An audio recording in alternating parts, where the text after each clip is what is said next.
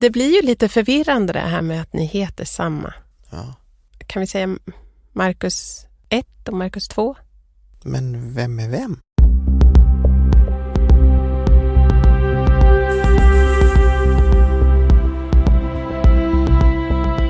Det är slutet av november och mindre än 2 månader tills Marcus Wandt drar till rymden. Japp, och förra veckan så gjorde han den sista träningen med ESA i Köln innan han lämnade Europa för USA och HVÅTMÄ, SpaceX och NASA för ytterligare lite korvstoppning innan han sätts i karantän. Och självklart så var HVÅTMÄ på plats i Tyskland för att prata med Marcus 1 och hans kollegor. Jag heter Marcus 2. Jag heter Susanna Levenhaupt. Och du lyssnar på Har vi åkt till Mars än?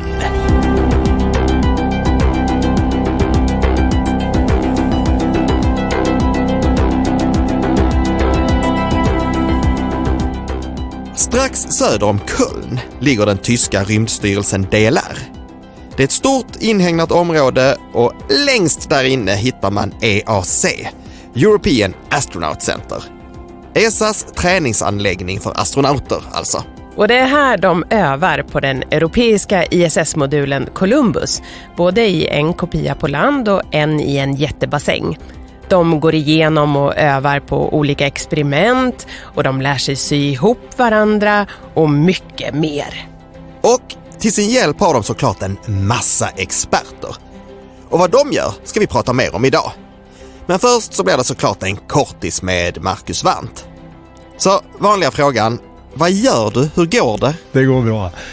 Det går bra och det rullar på och tempot är fortfarande jättehögt men fortfarande väldigt kul. Och vi är precis som du sa i slutet på träningen och när det gäller den europeiska träningen, eller träningen på ESA, så är det här den sista veckan. Så att, vad är det nu, det är onsdag. Så på fredag eftermiddag är jag klar här. Sen åker jag tillbaka till USA och sen är det inga fler turer hit förrän efter rymden. Och jag gissar att svaret är ja, men känner du dig redo? Känner du dig klar på ESA och redo för nästa steg? Ja, jag känner mig riktigt redo och det känns jättebra. Det är en rejäl utbildning måste jag säga. De senaste 7 månaderna känns som 10 år kanske. Men allting faller på plats. Så jag tycker också när jag går tillbaka och tittar på saker som jag gjort för några månader sedan så känner jag att men jag kommer ihåg det. Det är bra, så det kommer hålla. Och bara då, eftersom att vi har ju frågat dig i varje avsnitt, så, men berätta bara de senaste veckorna då. Liksom, vad har du gjort sen vi pratade sist? Har du gjort något speciellt? Ja, om vi backar 2 veckor så var jag här också. Så förra veckan var jag här och gjorde träning inför många av de forskningsgrejer jag ska göra och experiment jag ska göra. Men jag gjorde också något som kallas BDC, Baseline Data Collection, där man gör mycket mätningar på mig, på min kropp och på allt från scanna hjärna till att ta blodprover och mäta bentäthet. Och sen veckan därefter så åkte jag tillbaka till USA till först en sväng till Houston, sen till Los Angeles för att vara på SpaceX en vecka och gå igenom tillsammans med hela besättningen, sitta i Dragon-kapseln igen och göra långa simuleringar som kallas long uphill och long downhill, alltså långt upp och långt ner. Och där vi satt kanske 10 timmar i simulatorn. Man sitter och gör riktigt långa simuleringar och simulerar hela tidsförlödena. Vissa grejer kapar man bort, men det mesta annars. Och det är allt från normala operationer, okej, nu kommer vi upp och så här, nu är det dags att ta sig rymddräkterna och ta fram vattnet och maten och vart ligger allting och hur gör vi det och hur lång tid tar det egentligen att fippla av sig grejerna och få på allting och bara för att få en bra benchmark på gruppen. Och sen också massa nödsituationer igen förstås, det händer en massa saker, spelkort som kommer in, allt ifrån medicinska grejer i besättningen till systemen som trasslar. Och i de här simuleringarna så kopplar man också in både SpaceX och Houston, så kontrollrummen som sitter i Houston och som sitter på SpaceX och kommer vara med på uppskjutningen, de är med i loopen. Så de vi pratar med är de som faktiskt kommer jobba uppdraget. Så det är väldigt många människor inblandade i de här simuleringarna. Och det gjorde vi förra veckan. Och sen tillbaka hit då för att fortsätta dels datainsamlingen för de medicinska projekten och de kognitiva och psykologiska också. Och sen mer utbildning på de olika racken eller modulerna runt om på rymdstationen så jag kommer jobba med. Både jobba med för experiment men också underhålla och jag ska byta ut en del utrustningar och sensorer och ta bort vissa saker, sätta dit nya och få igång dem. Och sen så är du klar. Och sen drar du tillbaka till USA och slutför liksom. Det är liksom sista veckorna innan du går in i karantän. Vad ska tryckas in nu? Finns det plats och vad ska tryckas in på den lilla plats där finns kvar? Ja. Finns det plats? En väldigt bra fråga. Jag frågar mig det varje vecka. Men det verkar ju finnas plats. Jag tror ju mer man trycker in desto mer får man in. Jag undrar om inte hjärnan funkar så. Och det jag ska göra nästa vecka ska jag åka till Marshall eller Huntsville i Alabama och egentligen göra lite av det som jag gjorde för 3 veckor sedan här i Europa och träffa dem som jag kommer prata med på marken som har med de olika forskningsdelarna och de olika utrustningarna på rymdstationen att göra. Som inte är system för att hålla rymdstationen igång utan snarare för experiment. De sitter i Alabama. Så de ska jag träffa och så ska vi prata om hur deras system fungerar och vad jag kan förvänta mig där. Därefter så är det tillbaka till SpaceX för att göra den sista utbildningsveckan, eller träningsvecka får vi kalla för det, inte utbildning längre utan vi är inne i träning och drill i Dragon-kapseln. Och därefter är det tillbaka till NASA för 2 veckor som är också drill kan man säga i de sakerna som ska göras. Kombinerat med några av de utrustningar som jag kommer jobba med som är hos NASA, som är NASA-utrustningar som jag ska underhålla och byta ut och jobba med helt enkelt. Sen är det, så du tänker säga rätt där, ja, sen är vi klara. Sen är det bara att kliva in i karantän. Se till att, förstås i karantänen har vi också en hel del att göra. Men det handlar mycket om att hålla sig current eller ajour med vad vi ska göra. Och det är väl det som är en av utmaningarna nu.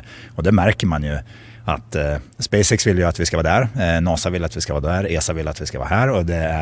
Och Axiom vill liksom styra ihop allt det här. Och det är klart, vi behöver ju vara ajour med allting när vi sticker. Så nu roterar vi runt på allting för att se till att det sitter. Och det känns som det sitter och det känns väldigt bra.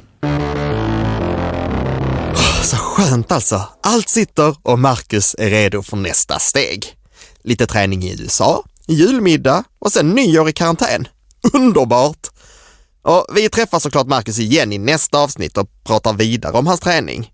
Och om flygplan, det blir kul! Ja, men vidare med träningen då. För Marcus gör som sagt inte allting själv, utan han har en mängd experter runt sig hela tiden som ser till att han får intryckt just den info han behöver just nu för att ta nästa steg.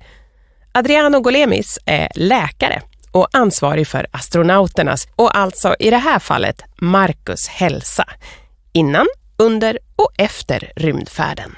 So, Adriano, tell us, what is it that you do as a flight surgeon? For Marcus's mission, what we do is we provide the health support before, during and after the mission. So essentially we take a good look at the health of the astronaut before, and again our focus is prevention and enabling the astronaut to fly. All of us have at some point in life small or more important health issues. Astronauts are usually on the lighter side because they've been through a selection that makes sure that any health issues that you may have are compatible with spaceflight. But still, we are here to make sure that they are as fit, as healthy as they can be before flying to space. That's very important for risk, so that they do not have to take large risks for them or the mission. And of course, in order to perform in such a demanding environment at their optimum, to produce good science and all the rest. So in Marcus's case, exactly what is it that you do? Usually a year before, even a bit more, in this case a bit shorter, we meet the crew member. Me as a medical doctor like to say that it's like meeting a patient in the hospital. Of course, astronauts are in great health in usual, but it's great because the first meeting is important. You need to establish trust on both sides, right? There is confidential communication of medical aspects, and again, the medical doctors are here to enable the crew member, the astronauts, to do their best. So what do? We actually check the results of medical exams. As for the selection, we repeat them before the flight. If something is slightly off nominal, we check the literature, and also we try to provide top-notch, I would say, recommendations to correct that or to mitigate any health-associated risk. And again, here I'd like to mention that no person on the Earth has perfect health. We all have small things to deal with. And then again, we also help the astronauts prepare the list of medication that they will need in the mission in case they need to resort to that. We guide them through what we expect to happen to the body. You know, if you and I go to space, actually, we'll suffer for a couple of days out of motion sickness. So we need to minimize those symptoms. Medication is one way. There is training that is being done. And of course, the most exciting moment is when the training is done. We join the astronauts in quarantine. That's very important to make sure that they do not become sick at the worst moment just before the mission. And Marcus and will spend actually also New Year's Day in quarantine to be able to make it. And then once we have the launch, what we do is telemedicine. So at least once a week, in this case more times because it's a short mission, we'll have what we call a private medical conference. This is a video conference.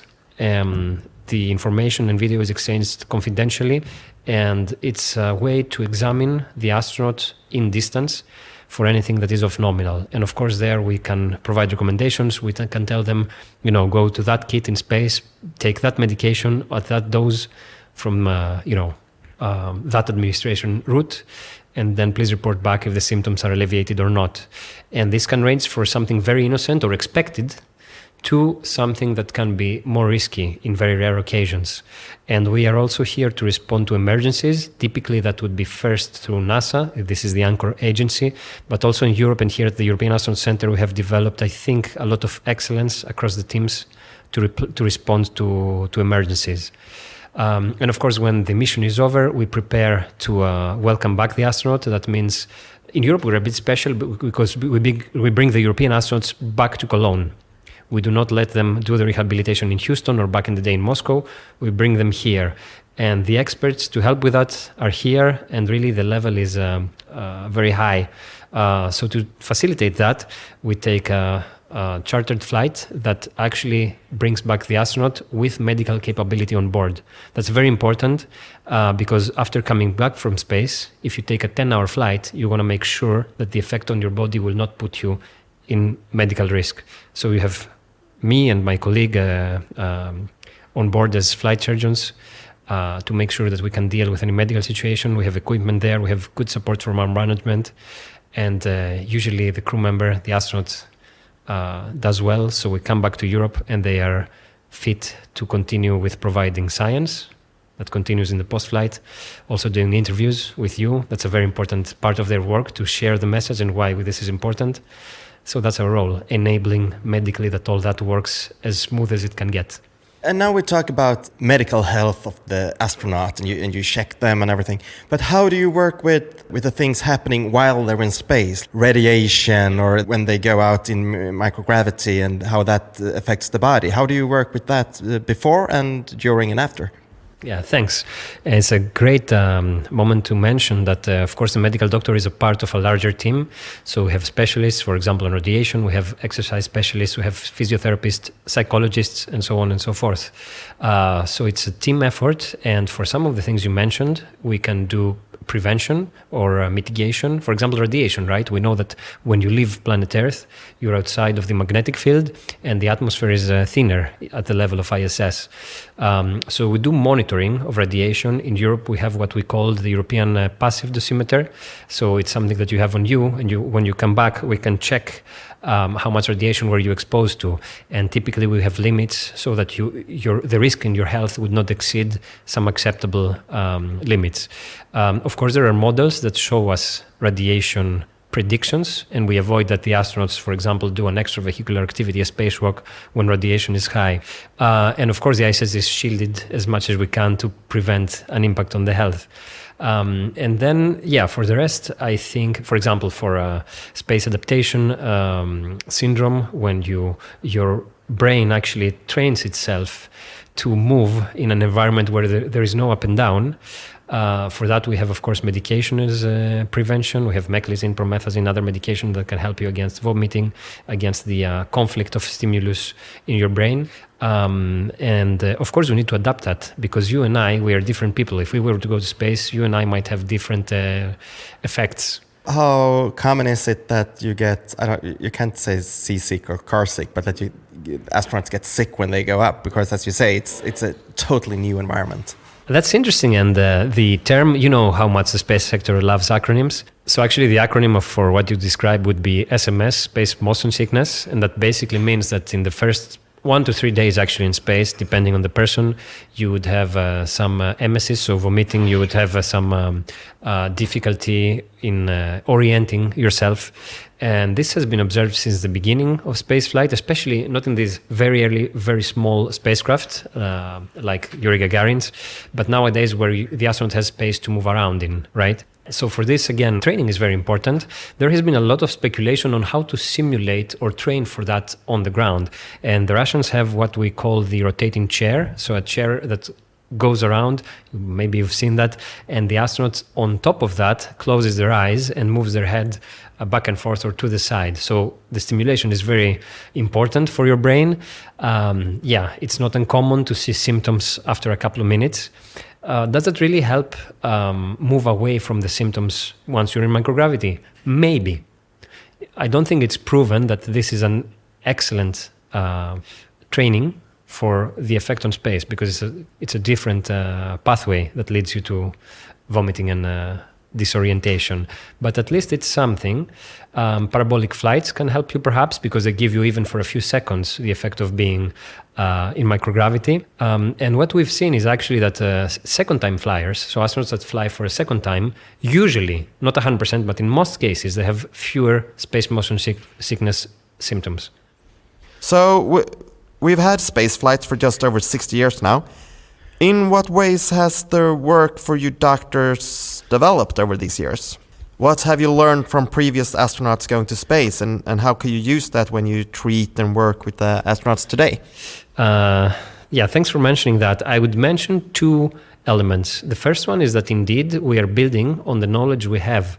And again, I want to be very clear here. What we learn about the body in space, we do apply on the ground. So that's excellent for medical knowledge around the globe. And yes, the experience does build up. We have few astronauts, 600 people in 60 years or so. It's not too many, right? That's why it's important now that we have more opportunities also on the European side to fly to space.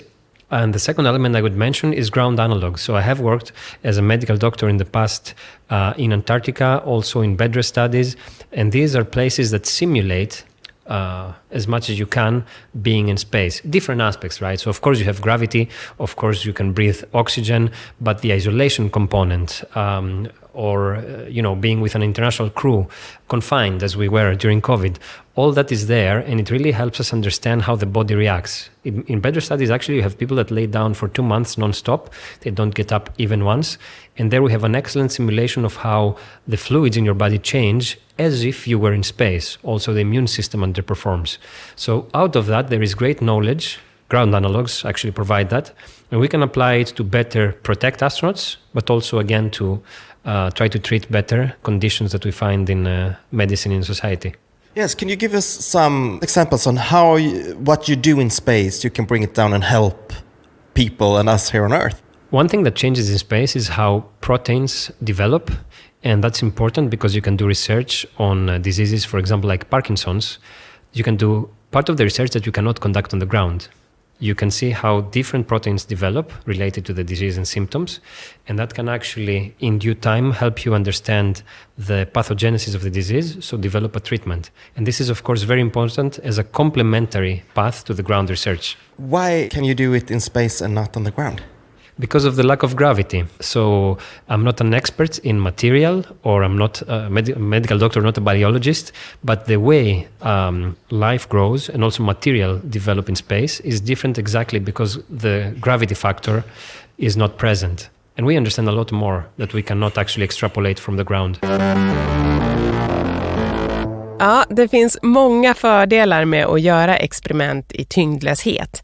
Något som vi ju pratat tidigare om. Bland annat i avsnittet om experimenten som Marcus kommer att ha med sig upp till ISS, då vi pratade om stamcellsforskning. Och det kommer bli mer rymd, medicin och läkekonst framöver. Ja, till exempel redan nu. För Hur mycket astronauterna än tränar och hur mycket de medicinska experterna än har koll på dem, så kommer ju läkarna inte att följa med på resan upp. Och även om det kan finnas astronauter med medicinsk bakgrund ombord på ISS, så är det viktigt att alla astronauterna kan ta hand om sig själva och varandra om det skulle hända något oväntat där uppe. Katrin Tomson jobbar på EAC med att ge astronauterna grundläggande sårhanteringsträning. Katrin, what is it that the astronauts train with you? So they are training on practical things. So firstly, they learn how to draw blood, for example, or they learn how to set catheters if they have a problem in space where they have problem to urinate. And they also learn how to stitch a wound. So they learn basic tricks of suture. Why is it necessary for the astronauts to know these things? So on the ISS, they might need to use these things because there might not be a doctor on board. So for example, they need to draw their own blood. And if there is an emergency, they need to know how to suture a wound, what to do. If they need a catheter, they just have to maintain the medical things by themselves. And how do you train them? How does it work? What do you do? So we have 3 different stations. One's the blood draw station, then the suture station, and the catheter station. And basically we train them by doing things. So we have mannequins. For example, for the blood draw, we have an arm where we have fake blood running through, and they have real medical equipment, and they will learn how to draw blood like a nurse would do. For the catheterization, it's also the same thing. We have the same medical equipment as at the hospital maybe or on ISS, and they will learn how to find the right pass to lay a catheter and the procedure to do it clean, how to put on clean gloves, for example. They will get to taught the techniques and see how it's going to be done and then practice themselves. And the training they do, is there any special way you train them for doing this in space? Is it similar, or is there things they need to think about because they will be in space when they do it? Yeah, that's a good point. Of course, in space, everything will be different because there is a zero gravity. So things might fly around. Nothing is staying as on ground. So here we train as if we were on ground and we are on ground. So we don't pretend we are in microgravity. Of course, we say procedures that could happen or how things could end up. But the real things we don't know. So how it's really done, they will get to know at NASA, and NASA will give them a second training where they get to know how things are done in a microgravity environment. Is there any difference in the body? Does the blood streaming in any different way, or is the body behaving in a different way in microgravity? Yeah, of course.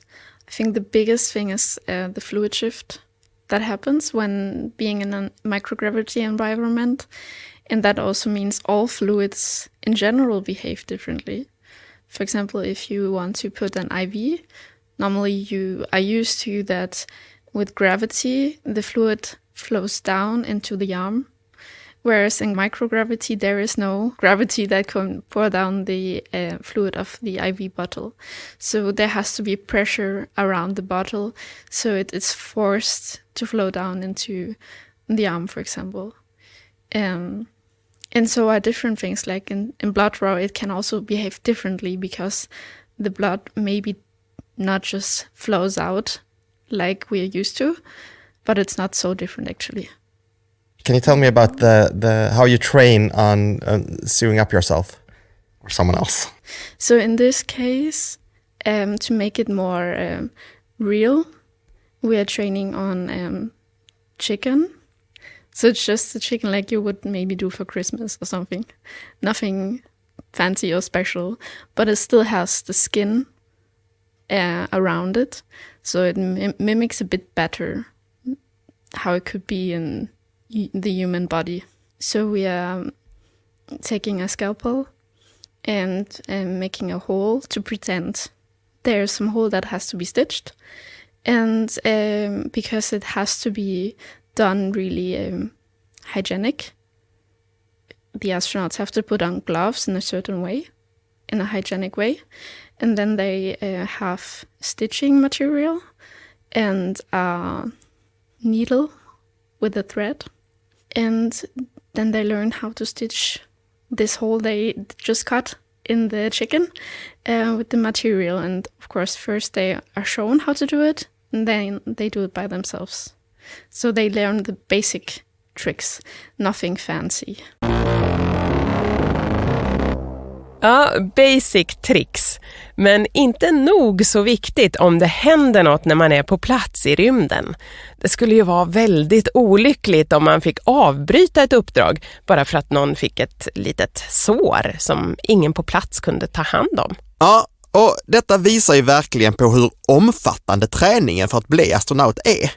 Man måste ha i alla fall lite koll på allt och väldigt mycket koll på väldigt mycket. Vilket betyder att man måste ha någon som har koll på hela träningsschemat och se till att det håller och att allt tas i rätt ordning för att maximera utfallet. Luca Anniciello är increment training lead, alltså den som ser till att astronauternas träning anpassas för just den specifika astronautens mission. Luca, what is it that you do at ESA? My main role is actually to integrate the training requirements. So, you know, when an astronaut gets assigned to a mission, we get all the information regarding which vehicle he will be flying, which module he will access, what kind of science he will be doing. And we assemble together what we call the training template that basically is a scheme where every week is there, and we know actually where, in which location the astronaut is training. We build this since the start until the launch, so that we know in which time frame the crew will be training on specific topic. And for example, for ESA, we usually get at least 4 weeks of training that allow us to train and prepare the crew on the Columbus system, which is the European model that is on the International Space Station, and the entire science complement. And regarding the science, we don't only train the crew because some of the experiments require the astronaut to be subject, so he will be the actual experiment. And to do that, what we do is that we collect data before he's flying to space. Then he will be performing the experiment in space. And then we continue acquiring those data after the mission so that we are able to compare the parameter that we are looking for in the human body and compare them with pre-flight, in-flight, and post-flight. And in this way, we can correlate and then give to the scientist the entire data that he will need to assess the successfulness of the experiment. Okay, and I guess this is a very personalized scheme because there's all the astronauts are doing different things. So how do you coordinate this kind of thing? With Marcus, of course, we had the advantage that he is training on a very specific training flow. But on the other side, it's very tied to his launch date. And just for example, today we have Crew 8 in training here at the AC. We have 72S, the Soyuz crew that is training here, and Marcus on top of this. So we have several crew members that are training together, doing different part of their training. Marcus is at the end of his training in ESA, mainly training on science right now.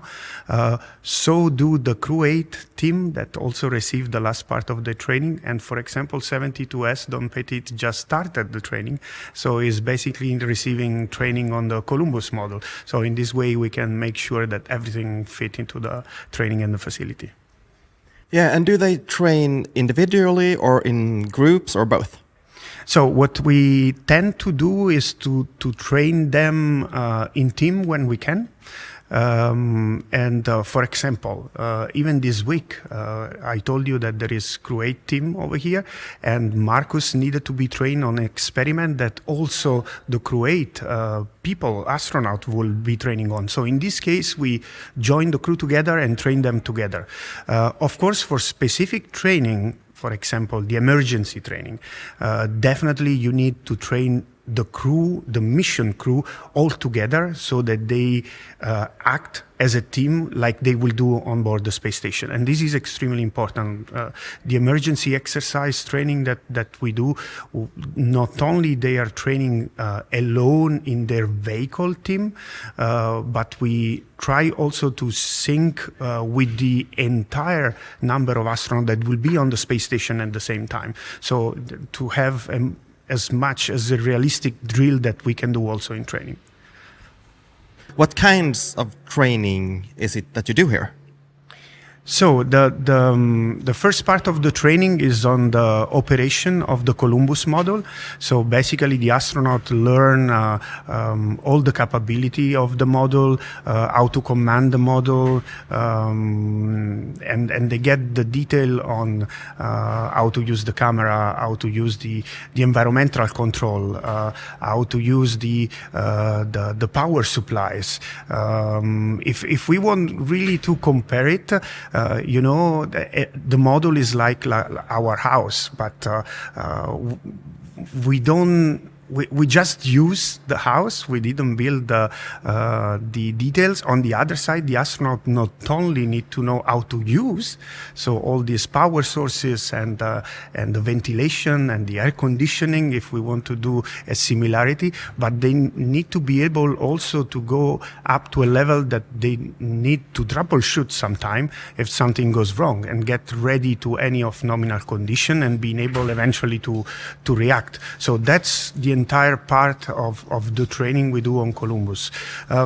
Just to give you a bit more detail, we train them at 3 levels. We call it user, operator, and specialist. I mean, user, of course, you come in, you know how to use it, to set the temperature, to switch on the light, to plug an experiment.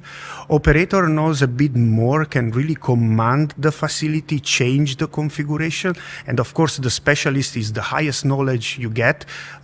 He will be able to troubleshoot off-nominal situation and then decide what to do. Of course, the astronaut have the advantage that they have the ground team on the ground that is supporting them all the time. So all these people together will be able to solve any off-nominal situation that may arise. And that's, of course, the first part. So system, your house, the environment where you live. But we go to space to perform science. And also in this case, science required training on the experiment. We have facility that host experiment, and also they learn about that. They learn how to install experiment in those facility, how to exchange sample, and then there is the big block where, as I said, they are subject of the experiment, so they need to be trained on it, but also get the data collected from them. Great. And so now it's 1.5, 2 months until he launches. So what's the next? What are the end steps of his training? What will be the focus points from now on? So the last part of the training usually focus on science because it's closer to his launch. So in ESA this week we have basically completed the entire science complement training. The following weeks he will also complete the science part in NASA. And in the Marshall Space Flight Center, which is the NASA center dedicated to payload for NASA. Of course, he will also finalize the training on the vehicle in SpaceX. And then we are almost close to Christmas time, where he will start the quarantine, because as for every mission to space, you need to be 2 weeks in quarantine to avoid to bring germs to the ISS, and then it's time to launch. So this time will really be extremely short at the end compared to what he has been doing in the last 6 months.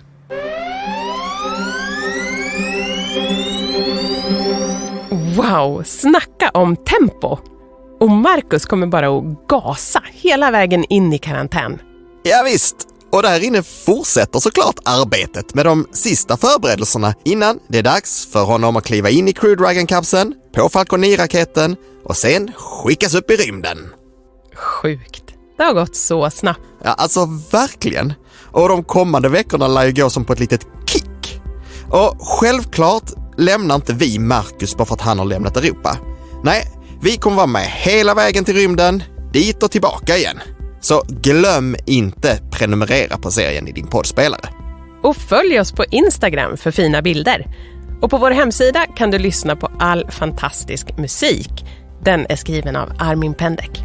Jag heter Marcus Pettersson. Jag heter Susanna Levenhaupt. Har vi åkt till Marsen görs på Beppo av Rundfunk Media i samarbete med Saab.